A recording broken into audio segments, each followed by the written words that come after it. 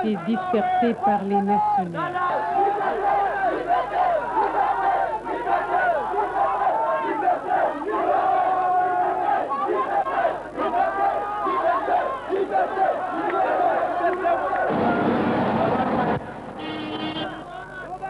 Vu le silence du gouvernement et la situation qui prévalait aux Comores, il était inadmissible qu'un pays souverain soit sous l'emprise des mercenaires, donc un médiateur devait être trouvé rapidement. C'est ainsi que les grandes amies de Bob Denard, l'Afrique du Sud et la France, devaient mettre fin à leur liaison. Des négociations qui ont duré 2 semaines ont été entamées et finalement Bob Denard a accepté de partir des Comores. À quel prix, nous ne savons rien. D'après les informations que nous avions eues toujours, Bob Denard avait 48 heures pour se préparer à quitter les Comores. Pied ferme au pied.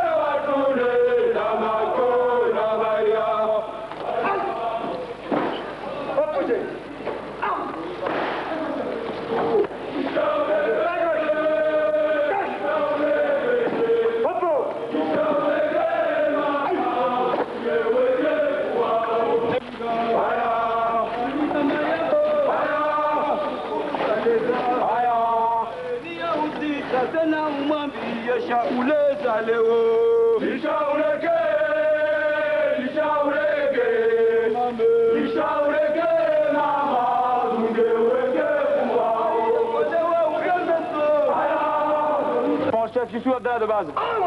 À droite, alignement. Coude à droite, alignement. Coude à droite, alignement. Pas de compagnie. Repos.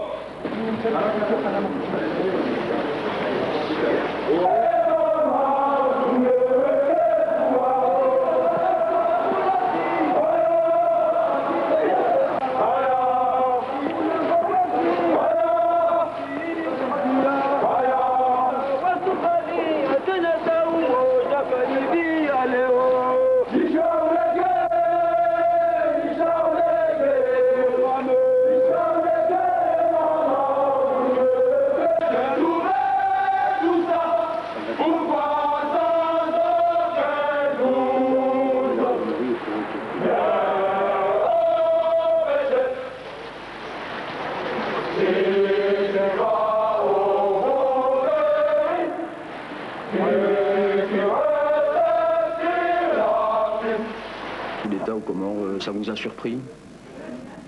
Non, car la situation politique est un peu instable pour l'instant aux Comores, sans aucun doute. Il faut bien voir qu'il s'agit d'une affaire maintenant purement intérieure aux Comores.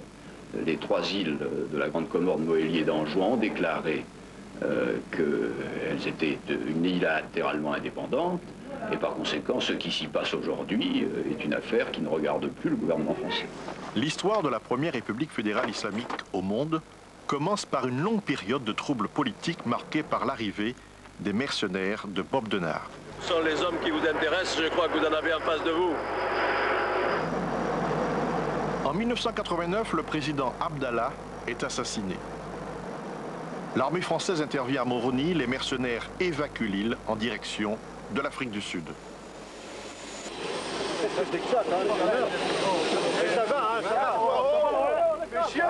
Je pars dans l'honneur. Honorablement, vas-y. Demandez. C'est tout. La France a une parole. Elle a bien plu cette fois. Elle a bien plu. Ah, ça c'est autre chose. Mais l'important, c'est qu'il n'y a pas eu d'effusion de sang. Et surtout de sang.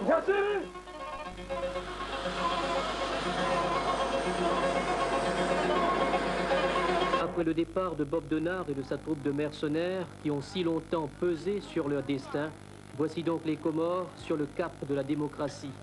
Mais l'apprentissage risque d'être tumultueux. Un formidable et audacieux pari en tout cas pour les 500 000 habitants de l'archipel qui désespèrent de pouvoir enfin sortir du gouffre économique. Après l'assistance apportée par la France lors de l'assassinat du président Abdallah, une grande partie des troupes françaises ont regagné leur casernement, mais restent prêtes à intervenir en cas de demande, comme les légionnaires de Mayotte qui, avec les éléments de la Marine nationale basés à Dzaoudzi, répètent inlassablement l'ensemble des cas de figure qui pourraient se présenter.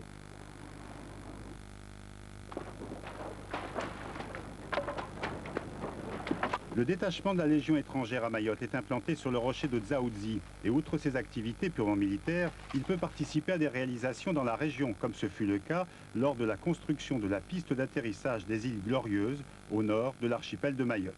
Mais il est clair qu'en ce moment, les éléments sont plutôt mobilisés sur d'autres tâches. Au niveau des antennes, après l'accrochage, le groupe s'est exquivé, en direction des... Le rôle de la Légion à Mayotte, c'est très simple, c'est la manifestation concrète de la souveraineté française sur l'île de Mayotte. Lorsque se produisent des événements comme ils se sont produits il y a peu de temps, est-ce que vous avez un rôle très particulier dans ce cas-là? Bien, dans les événements qui se sont produits il y a peu de temps, je pense que vous connaissez le rôle qu'on a eu, c'est-à-dire qu'on a soutenu l'opération qui s'est déroulée au mois de décembre. C'est pas forcément notre seule mission, nous faisons partie intégralement des forces stationnées dans la zone sud de l'océan Indien, et à ce titre, au même titre que le deuxième RPBA, nous pouvons être amenés à intervenir dans le cadre des accords de défense avec la République fédérale islamique des Comores.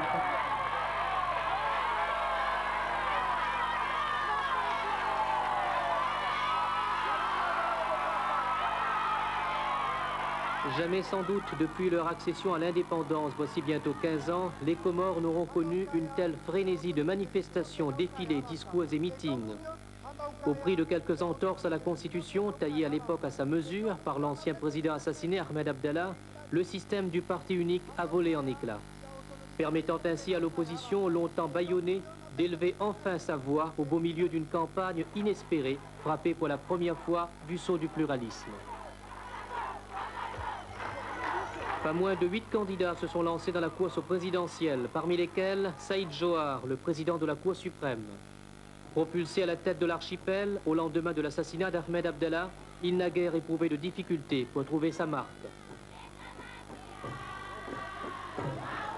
Chef de l'État par intérim depuis le 26 novembre dernier, il mène campagne sur le thème du changement dans la continuité.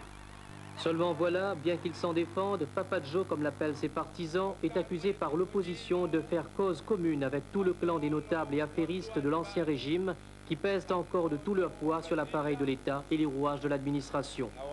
Le scrutin avorté du 18 février dernier a fait encore monter la tension.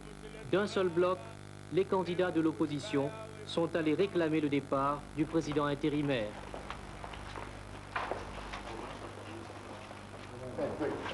Les 7 candidats aux élections présidentielles de ce jour viennent de rencontrer le candidat président intérimaire pour lui demander, devant les manifestations frauduleuses dûment constatées par toute la population, d'annuler ces élections. Nous lui avons également demandé de démissionner parce que le président intérimaire a failli à sa tâche, à son devoir. Les Comores devaient saisir une opportunité pour enfin retrouver sa crédibilité. Le gouvernement actuel le refuse. Des déclarations qui traduisent bien le climat de confusion qui a suivi l'annulation des opérations de vote. On a même vu cette scène insolite à Moroni. Pour protester contre les irrégularités du scrutin, des jeunes se sont emparés des urnes dans certains bureaux de vote avant de manifester dans les rues de la capitale. Un dérapage qui s'explique sans doute en partie par l'empressement du gouvernement à fixer l'échéance des présidentielles dans un délai aussi court. C'est l'opposition qui a voulu précipiter les choses, réplique le ministre de l'Intérieur. En tout cas, nous allons faire le maximum parce qu'il faudrait quand même essayer de nous repêcher, de montrer aux yeux du public que la volonté que nous avons manifestée jusqu'ici, nous, le gouvernement, je vais dire, nous voulons la tenir jusqu'au bout. Montrer que nous avons la ferme volonté de vouloir tenir des élections démocratiques, des élections libres et que le Comorien puisse avoir accéder à cette chance qui leur est offerte pour choisir librement et démocratiquement la personne, le magistrat suprême qui dirigerait leur destinée. Est-ce que vous estimez qu'on a un petit peu péché par anticipation ou par précipitation pour ce scrutin?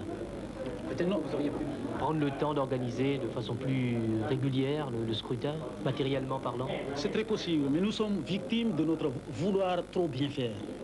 Nous avons été sollicités par l'opposition, il y a eu la pression de l'opposition qui voulait que nous tenions les élections le plus rapidement possible. Et comme nous n'avions aucune raison de les retarder, pour ne pas montrer que nous voulions nous tenir au pouvoir le plus longtemps possible, nous avons accédé à cette demande, à cette pression, et on a précipité la tenue des élections. Mais maintenant, bon, je ne décline pas la responsabilité, je l'assume, mais je sais que l'opposition a une très grosse part de responsabilité quant à la tenue précipitée de ces élections. Et nous sommes victimes de notre vouloir trop bien faire. Aujourd'hui, pour le deuxième tour de ces élections, les 280 000 électeurs de Grande Comore, Anjouan et Mohéli devront choisir entre les deux candidats restés en lice, Saïd Johar, le président intérimaire, et Mohamed Taki, l'ex-président de l'Assemblée fédérale comorienne, leader de l'Union nationale pour la démocratie aux Comores. Je crois que les Comores sont complètement détruites. Il faudra les redresser dans tous les domaines. Bon, bien entendu, il y a des priorités, comme la fonction publique. Il faudrait qu'il y ait un État d'abord, qu'il en soit un à l'intérieur et à l'extérieur. Et puis ensuite vient l'enclavement, l'alimentation en eau de la population, l'électrification du pays. Je crois que ce sont trois priorités qui viennent après le redressement de l'État. Au cœur des débats, il y a enfin le problème de Mayotte. Mayotte qui a choisi de rompre les amarres avec les trois autres îles de l'archipel au lendemain du référendum d'autodétermination de février 1976. Les autorités comoriennes n'ont jamais admis cette séparation et considèrent qu'un jour ou l'autre, l'archipel devra recouvrer son intégrité territoriale. Si tous les candidats sont unanimes sur ce point, il n'en demeure pas moins que tous estiment que les Comores devront donner des gages et que rien ne presse. Moi, j'estime qu'il y a une priorité. Il faut quand même redresser le pays dans les trois. Et puis, rétablir la liberté et la démocratie, et de façon à ne pas effrayer nos frères de Mayotte. Pendant ce temps-là, il faudrait que le gouvernement français essaye d'établir les conditions socio-économiques qui permettraient à Mayotte de réintégrer l'ensemble des autres îles au moment venu. Donc ce serait une réintégration en douceur, par étapes. Si vous voulez. Je crois que ce qui s'est passé en Nouvelle-Calédonie est une bonne leçon. Ils ont commencé par faire cohabiter les Calédoniens ensemble. Je crois que ça marche. Ça pourrait s'envisager pour Mayotte et l'ensemble des trois autres îles. Est-ce que vous avez le sentiment que les Mahorais seraient prêts à jouer ce jeu-là? Si la France le veut, oui. Tout dépend de la France. Absolument.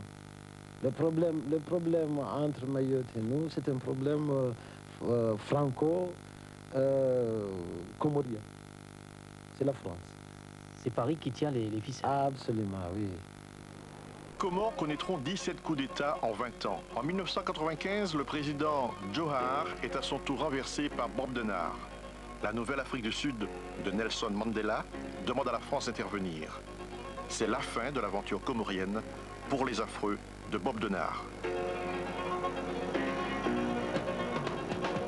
Menée par les militaires français destinés à rétablir la légalité constitutionnelle aux Comores a donc été déclenchée tôt ce matin, faisant au moins 3 morts chez les rebelles et par ailleurs plusieurs blessés plus ou moins gravement atteints, dont 2 journalistes, un photographe de l'agence Sigma et un confrère de l'hebdomadaire français VSD.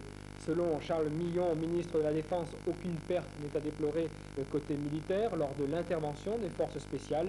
Le récit de cette journée avec notre correspondant à Moroni, Kamel Eddine Sindou. C'est à à partir de l'ambassade de France où il s'était réfugié depuis la décision du président Johar la semaine dernière que le Premier ministre comorien s'est déclaré, je cite, président par intérim en vertu de la Constitution.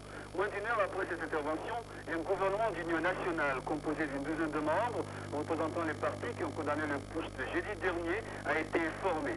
L'Ultima qui a demandé le départ de Bobdenar hier, ralliant ainsi la position du forum, ne figure pas dans cette nouvelle équipe.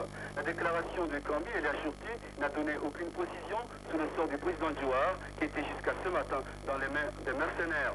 Sur le terrain, la situation reste incertaine. Après l'opération Azalé, le nom de code de l'intervention de ce matin, les putschistes au nombre de 700 hommes contrôlent toujours le camp de Kandahani. Certaines informations indiquent l'existence d'autres camps installés à travers l'île. Les troupes françaises, environ 600 hommes, appuyés par 4 Pumas, 2 Transal, un DC-8 et 3 bâtiments navals, s'apprêtent à lancer un dernier assaut sur le retranchement des mercenaires, sans doute cette nuit. On a constaté des rotations qui confirmaient qu'une opération militaire était en train de se déclencher sur les Comores. Cette opération appelée Azalé a engagé 750 hommes sur le terrain. Elle est destinée à rétablir la légalité constitutionnelle aux Comores après le coup d'État du mercenaire français Bobdenar. Nous avons reçu l'ordre de déployer les renforts et de regrouper les moyens pour faire l'opération proprement dite. Nous avons reçu cet ordre vendredi soir. Et donc il a fallu acheminer 600 hommes, plus les 150 hommes qui se trouvaient déjà à Mayotte, depuis la France, depuis Djibouti, depuis la Réunion. Le total des forces a été déployé en 72 heures, tout était prêt dès lundi soir. Selon l'AFP, l'agence France-Presse, le général Germanos a confirmé qu'il n'y avait ni blessés ni tués du côté militaire français. Le Premier ministre de la République fédérale islamique des Comores, Kambi El Yachurti, réfugié depuis le début du coup d'État à l'ambassade de France, avait demandé à la France de faire jouer l'accord de défense mutuelle pour investir Bobdenar et ses hommes. Et comme tous les mercredis, il y avait aujourd'hui Conseil des ministres à Paris. À la sortie de l'Élysée, Marie Guyard de Réfo Paris a pu rencontrer Hervé de Charette, le ministre des Affaires étrangères, très ferme sur la position française aux Comores. Nous l'écoutons. On est intervenu aux Comores cette nuit à la demande du Premier ministre comorien pour mettre fin à une agression extérieure organisée par des mercenaires. Vous savez que cette agression a été condamnée par l'ensemble du monde, par le Conseil de sécurité, par l'Organisation de l'Unité africaine, par un très grand nombre de pays africains. Vous savez aussi qu'un accord de défense datant de 1978 nous lie aux Comores en cas d'agression extérieure. Les opinions publiques africaines sont extrêmement sensibles à tout ce qui concerne la sauvegarde de l'état de droit en Afrique et dans l'ensemble du monde. Et la France ne pouvait pas se dérober à ses obligations internationales. Les opérations se poursuivent. Et est-ce qu'il s'agit de rétablir le régime intérieur? Ce qui concerne la vie politique intérieure des Comores regarde le peuple comorien. Bobdenar est sous l'emprise d'un mandat d'arrêt international. Vous savez qu'il était sous contrôle judiciaire en France. Nous avons émis un mandat d'arrêt international et par conséquent la destination de M. Bobdenar, c'est d'être remis entre les mains de la justice française. Nous avons saisi les autorités comoriennes de ce sujet. Et puis dans le cadre des questions d'actualité du mercredi à l'Assemblée nationale, le député de Mayotte, Henri Jean-Baptiste, est intervenu cet après-midi pour avoir un éclaircissement sur la situation aux Comores. À la question du député, réponse du ministre des Affaires étrangères, Hervé de Charette. Un peu plus le clou. Aujourd'hui, nous observons sans mais avec quelque appréhension l'évolution de la situation de l'archipel comorien. Il est évident, en effet, que les risques de déstabilisation dans la région demeurent. Ils peuvent à tout moment se traduire par des mouvements importants de population et de réfugiés. Autre question, de quels appuis, de quel soutien, de quelle complaisance peut-être Bobdenar et ses hommes ont-ils pu bénéficier? Enfin et surtout, nous n'échapperons pas, me semble-t-il, à la redoutable alternative que dans un récent éditorial intitulé « Triste Comore », Le Monde, le journal Le Monde, évoquait en ces termes: faut-il rétablir un régime impopulaire? Peut-on tolérer le coup de force d'un mercenaire? La question, j'en conviens, n'est pas simple. le Premier ministre a constaté l'empêchement du président d'exercer ses fonctions conformément à la Constitution comorienne. En foi de quoi il assume les responsabilités suprêmes du pays. Dans cette fonction, il a demandé à la France d'appliquer l'accord de défense qui lie nos deux pays depuis 1978 et qui prévoit la possibilité, le devoir pour la France d'intervenir en cas d'agression extérieure. C'est ce qui a été décidé et qui a été réalisé depuis cette nuit, minuit, heure française. 1 millier de soldats français sont arrivés et ont commencé de prendre les positions nécessaires de façon à répondre à la demande des autorités légales du pays. Nos confrères de TF1 ont réussi à joindre par téléphone Bob Denard en direct dans leur journal de 13 h. Même si nous ne connaissons toujours pas ses motivations, ni les raisons qui l'ont poussé à revenir aux Comores, même s'il se déclare comorien de cœur, le mercenaire a apporté un certain nombre d'informations quant à la journée d'aujourd'hui et sur le mandat d'arrêt international pris à son encontre, comme l'a précisé Hervé de Charette il y a quelques instants. Extrait de cette conversation par téléphone entre Bob Denard et TF1. Je pense que M. Hervé de Charette occupe des fonctions au gouvernement français qui lui permettent de prendre des décisions. S'il estime que ce sera à la justice de juger, je pense que là, si le garde des Sceaux avait dit ça, je l'aurais mieux compris. Mais puisque M. de Charette l'annonce, je n'ai pas l'intention de me soustraire. La dernière fois, je suis rentré pour me présenter devant la justice de mon pays. Je ferai la même chose cette fois. Je n'ai pas besoin de mandats internationaux, d'un droit d'arrêt internationaux pour me présenter devant la justice de mon pays. Je suis fier d'être français, beaucoup moins en ce moment, parce que je ne comprends pas ce qui se passe, ou plutôt je comprends trop bien. S'il y a des cadavres dans le placard aux Comores, entre la France et les Comores, et qu'on ne veut pas qu'on les découvre, alors moi, excusez-moi, mais il faudra bien qu'on s'explique. Je ne suis pas surpris, mais écœuré, oui, quand même, parce que qu'on se serve de l'armée française pour venir remettre en place, remettre au pouvoir des escrocs, je trouve que c'est un peu gros pour la patrie des droits de l'homme. Je crois que le président Jouard est bien connu pour toutes ses magouilles. Tout le monde sourit parce que la Constitution ne prévoit pas tout ça. Alors je peux vous dire, je l'ai sur mon bureau, la Constitution, et je l'ai lu.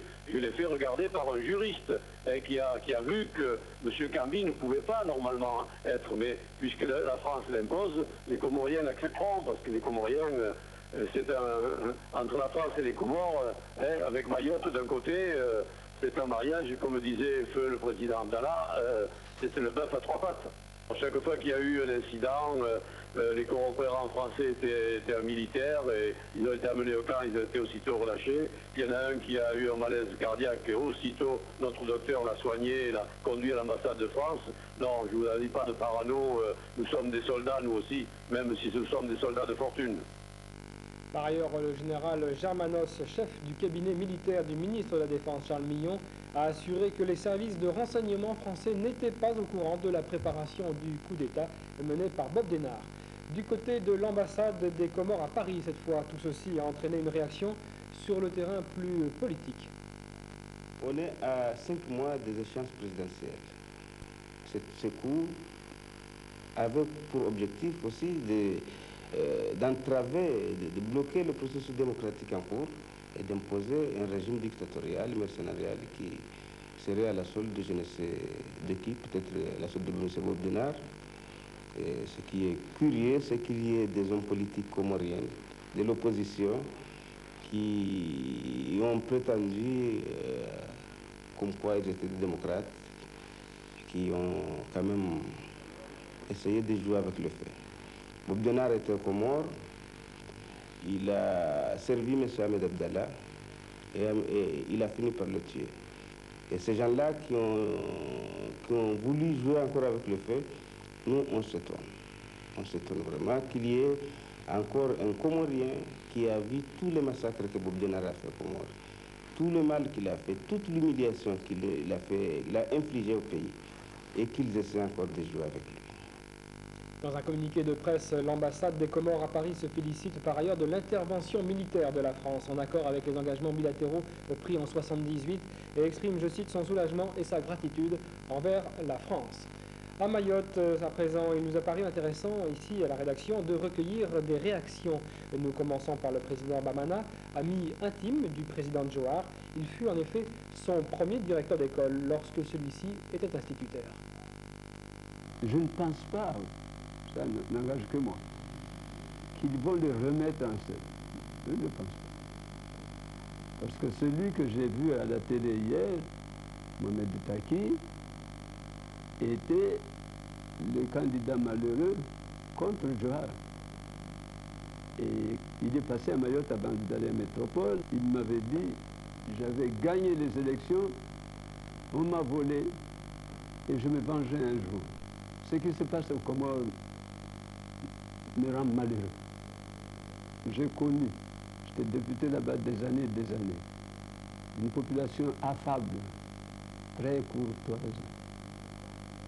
J'ai connu tous les anciens là. Ils sont de ma promotion, Taki et les autres. Hein? On s'amusait comme des petits fous à l'Assemblée territoriale, n'est-ce pas, à Moroni, comme à Fumbouni, partout. Et voir ce qui se passe maintenant, avec, pour moi, aucun espoir de rétablir la situation. Pour ce qui concerne Johar, ma crainte, moi, c'est que lorsqu'il sera vraiment encerclé à Kanzani et tout, il ne quittera pas les lieux comme ça. Il supprimera mon directeur. Il le supprimera. Ces gens-là n'ont pas de cœur. Mon sentiment, d'abord, c'est que les autorités françaises, on a l'impression qu'ils déclarent une chose et font exactement le contraire. Pourquoi est-ce que la France a finalement décidé d'intervenir? Probablement, enfin, je ne m'avance pas beaucoup, hein, probablement parce que les événements ne se sont pas déroulés tels que l'escomptaient les autorités françaises. Dans l'esprit des putschistes, les mercenaires devaient quitter le pays une fois leur besogne accomplie. Or, on constate que non seulement ils ne sont pas partis, mais ils ont même appelé des renforts. Deuxièmement, il y a l'accueil de la population. Probablement, les putschistes espéraient que Bob Denard allait être accueilli en libérateur comme en 1978. Or, c'est juste l'inverse qui s'est produit. Et puis, il y a également les réactions internationales. La France intervient, selon vous, c'est pour faire quoi? Pour libérer Johar, pour le remettre au pouvoir? La France devra tenir compte de cette position, aussi bien des partis du Forum que de l'opinion publique en général, qui ne veulent en aucun cas un retour de Johar au pouvoir. Tant que la France essaiera par tous les moyens de contrôler tout ce qui se passe ici, il n'y aura jamais de stabilité. Voilà, pour être tout à fait complet, sachez que nous avons également sollicité une réaction du RPR, mais M. Mansour Kamardine est actuellement en mission à l'île Maurice. Ismaël Saïd Pambo, bonsoir. Même si nous sommes physiquement donc coupés du théâtre de ces opérations, on peut en tout cas déjà tirer ce soir quelques enseignements de la situation. Alors, ce qui se passe aujourd'hui, est-ce que c'est comparable à la situation que nous avons déjà connue en 89 ? Eh bien, certains observateurs trouvent dans ce qui se déroule actuellement à Moroni un bis repetita du même scénario qu'en 1989 et qui avait occasionné le départ, souvenez-vous, de Bob Denard et ses proches collaborateurs. Or, la situation qui se présente aujourd'hui est diamétralement opposée, en tout cas différente. En 1989, pour être tout à fait clair, il y avait une armée régulière et tous les partis politiques exigeaient le départ des mercenaires après l'assassinat du président Ahmed Abdallah Abdelrahman. Il y a eu une négociation entre la France et les mercenaires. Bob Denard était parti. Mais qu'est-ce qui se passe aujourd'hui? Au lieu d'une armée régulière, c'est plutôt des rebelles qui se sont ralliés aux mercenaires, tels que le capitaine Combo et ses hommes. Par ailleurs, la configuration politique, elle aussi, est différente. Alors qu'en 1989, l'ensemble des partis politiques désavouaient Bob Denard, aujourd'hui, au contraire, un certain nombre d'entre eux, notamment l'UNDC, l'Union nationale pour la démocratie aux Comores de Mohamed Taki, et le parti Chouma de Saïd Ali Kemal, se sont mis avec les mercenaires. Bref, le scénario d'aujourd'hui, loin d'être une répétition de l'histoire, ressemble certes aux événements de 89, mais il faut rester très prudent. Les deux événements sont similaires pour la forme, mais très différents pour le fond. Ismaël, le Premier ministre français Alain Juppé avait déclaré la semaine dernière que la France n'interviendrait pas. Elle l'a fait, alors pourquoi? Eh bien, pour 3 raisons, Dominique. La première, l'intervention de la France a été déclenchée à la demande du Premier ministre Kambi Eliashoutoui en application de l'accord de défense franco-comorien du 10 novembre 1978, comme l'a rappelé à juste titre d'ailleurs le ministre des Affaires étrangères, Hervé de Charette, nous l'avons entendu. D'autre part, la France ne voulait pas laisser croire qu'elle manipulait Bob Denard et s'en est démarqué complètement à travers du reste de cette intervention. Charles Millon, de son côté, ministre de la Défense, a annoncé que Bob Denard sera jugé en France pour ses actions aux Comores. Et enfin, troisième raison, la France voulait réaffirmer sa détermination vis-à-vis des autres pays africains dans sa gestion des affaires étrangères. Enfin, le rétablissement donc apparent peut-être en cours de l'ordre démocratique aux Comores est-il de bon augure pour le bon déroulement des élections présidentielles prévues dans quelques mois? Eh bien, la déclaration qui nous est parvenue par télécopie du reste à l'AFP, l'agence France Presse, il a nommé le Premier ministre comorien, Kambi Eliashoutoui, a nommé par décret M. Atoumane Bouanaïssa, secrétaire général du gouvernement. Le Premier ministre comorien a indiqué par ailleurs que ce gouvernement a été formé en accord avec 13 formations politiques de l'archipel. Il faut également préciser qu'on attend de lui qu'il organise dans les prochains mois des élections présidentielles démocratiques et libres, bien entendu. Ismaël, merci pour toutes ces dernières précisions. Une toute dernière dépêche avant de refermer cette édition, une dépêche qui nous vient de l'agence France Presse toujours. Le mercenaire français Bob Denard a démenti ce soir s'être rendu aux forces spéciales françaises qui sont arrivées sans ouvrir le feu à l'entrée du camp militaire où il s'est réfugié. Je prends connaissance de cette dépêche avec vous. Joint par l'AFP dans son bureau dans le camp militaire de Kandani au nord de Moroni, le chef des putschistes a déclaré « Nous en sommes toujours au même point, nous continuons à négocier. Je ne suis pas rendu, c'est le stand-by. Nous verrons demain, ce soir, je suis fatigué ». Il n'a en revanche pas démenti, sans toutefois accepter de confirmer l'information, avoir remis à l'ambassade de France à Moroni le président Mohamed Saïd Johar, qu'il avait capturé, souvenez-vous, à la tête de ses hommes dans la nuit de mercredi à jeudi dernier. Enfin, à Paris, le général Germanos a annoncé que M. Johar avait bien été libéré et se trouvait, lui, dans l'enceinte de l'ambassade à l'autre bout de la ville. 15 heures de Bob Denard. Un seul titre et 7 images, celle de ce Puma de l'armée française que vous distinguez dans la pénombre au bout du parking de l'aéroport. Il s'est posé à Mayotte vers 17h45 en provenance de la piste désaffectée d'Itsamouni à Moroni, avec à son bord le célèbre mercenaire selon une source officielle parisienne. Par ailleurs, toujours selon cette même source, Bob Denard devrait quitter Mayotte ce soir à bord d'un Transal pour allier vraisemblablement la Réunion avant Paris. Le calme est donc revenu à Moroni où les militaires français contrôlent l'ensemble de la situation ce soir. À 15h, comme annoncé, Bob Denard et ses hommes se sont rendus et ont été arrêtés par l'armée française à la sortie du camp militaire de Kandani où ils étaient retranchés depuis jeudi dernier après leur coup de force. Les détails de cette journée et de cette reddition avec notre correspondant sur place à Moroni, Kamel Eddin Sindou. Le dernier baroud d'honneur de Bob Denard a pris fin cet après-midi aux Comores. Il aura fallu plus de 2 heures de négociations et un ultimatum pour résoudre le célèbre mercenaire à se rendre. On ignore encore les conditions exigées par l'auteur du coup d'État de la semaine dernière pour sa reddition. On sait tout simplement que Gilbert Bourgeot, alias Bob Denard, avait demandé une sortie honorable pour lui-même et il a garanti que les soldats comoriens qui ont partagé avec lui cette opération ne soient pas arrêtés. Pour la première condition, Bob Denard a quitté le camp de Kandani sans menottes. Le général commandant l'opération Azalé est venu lui-même récupérer le mercenaire, parti donc à bord d'un hélicoptère Puma. Les autres insurgés ont été conduits vers d'autres camps encore non précisés. Pour l'instant, aucune déclaration n'a été enregistrée de la part des autorités politiques. 6 jours après le coup d'État du 28 septembre, une chose est sûre, la physionomie du pouvoir a changé à Moroni. Le Premier ministre comorien et président par intérim autoproclamé Kambi Eliashoutoui a réaffirmé aujourd'hui à la radio comorienne l'octroi d'une amnistie totale à tous les soldats comoriens qui s'étaient ralliés au coup d'État du 28 septembre. Ce soir encore, et malgré sa reddition et le fait qu'il sera jugé en France, comme l'avait annoncé hier le ministre de la Défense Charles Millon, On s'interroge sur les véritables motivations de Bob Denard, qui, je vous le rappelle, a 66 ans. Patrick Poivre d'Arvor a essayé dans son journal, en direct, d'en savoir un peu plus sur cette fameuse dette d'honneur du mercenaire. Nous les écoutons. Je me souviens de notre dernier entretien lorsque nous nous étions parlé, c'était le 5 avril 93.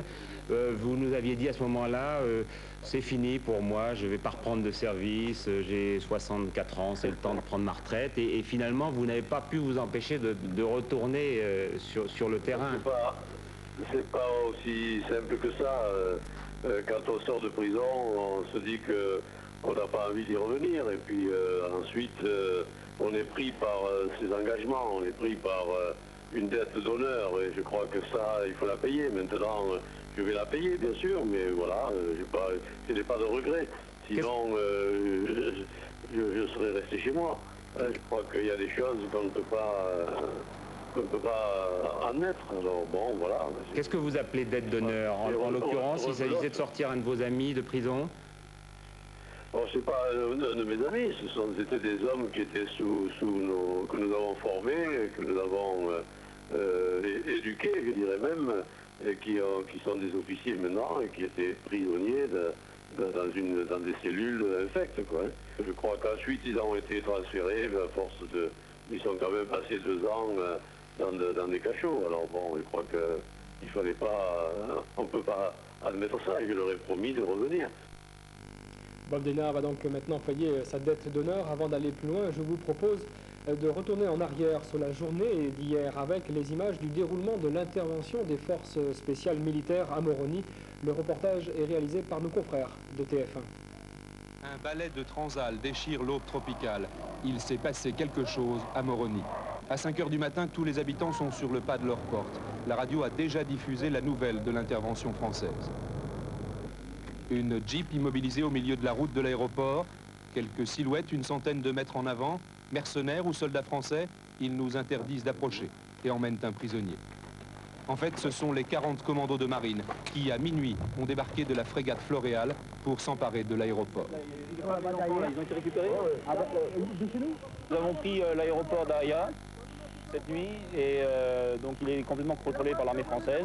Il y a eu des combats toute la nuit. On a fait 9 prisonniers et là donc il y a eu des combats au Carrefour. On a eu 2 extrêmes urgences, une urgence chez les mercenaires. Dites à tout le monde d'évacuer les huttes et de se rassembler dans le village. Et ensuite, une fois qu'ils sont tous dans le village, vous les mettez sur la plage.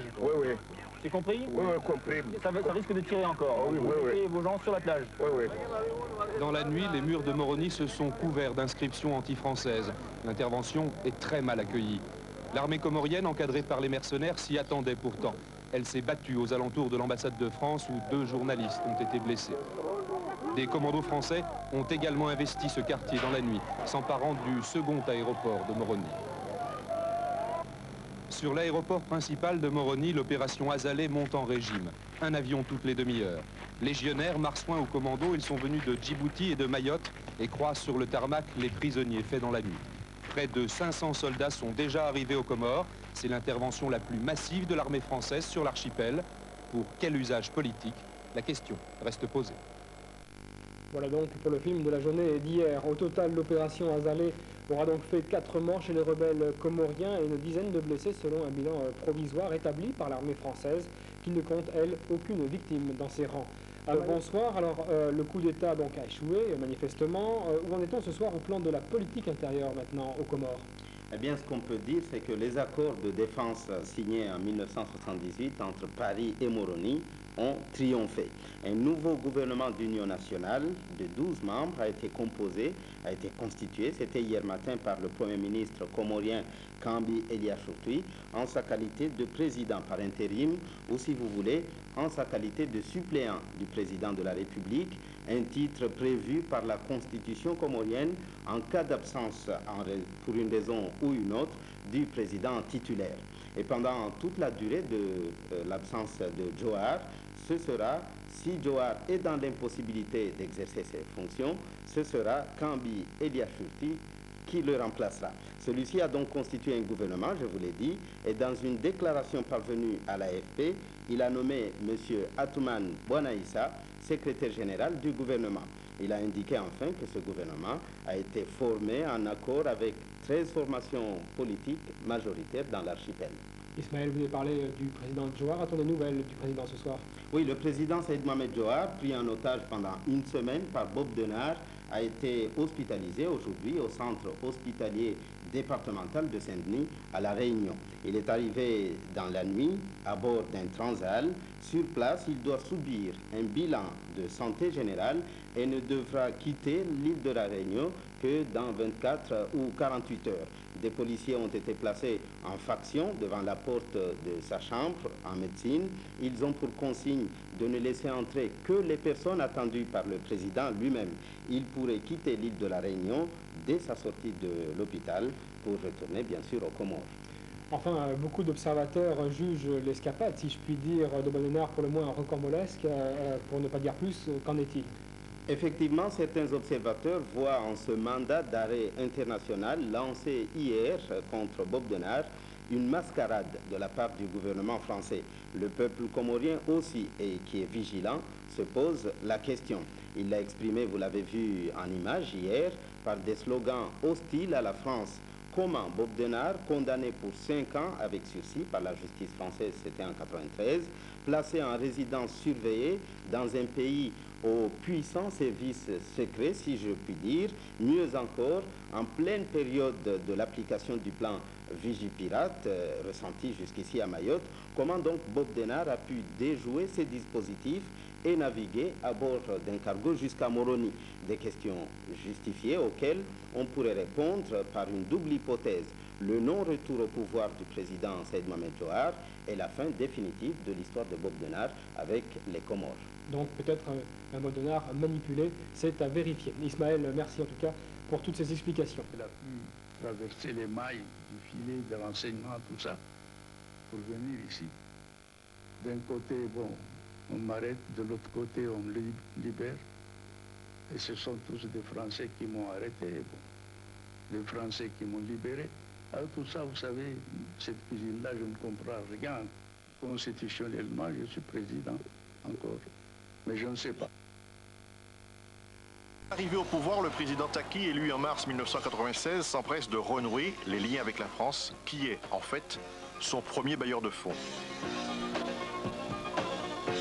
Je voudrais que chez moi, étant donné que la France a la responsabilité de la défense extérieure, qu'il y ait des éléments sur place en permanence pour dissuader quiconque voudrait nous agresser.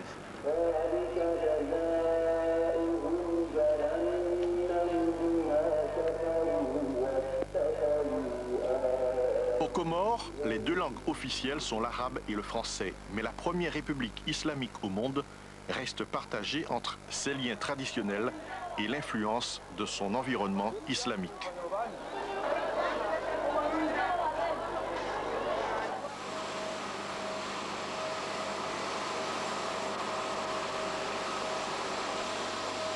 Aux côtés de l'influence grandissante dans la région des pays arabes et des États-Unis, la France joue la carte du soutien économique à condition que les Comores suivent la voie de la démocratie. Nous allons avoir un programme de gouvernance. Un volet, ça va être la création d'un État civil, parce que si on veut rentrer dans l'ère de la démocratie, eh bien, il faut un État civil, notamment pour la mise en place des listes électorales. Et de notre côté, nous allons procéder à la formation des cadres de l'Assemblée fédérale. Ces dernières années, les organismes de coopération ont déserté les Comores. À côté des Nations Unies, il ne reste plus que la communauté européenne et la France. Pourtant, d'autres pays commencent à s'intéresser à l'archipel pour des raisons plus stratégiques qu'économiques.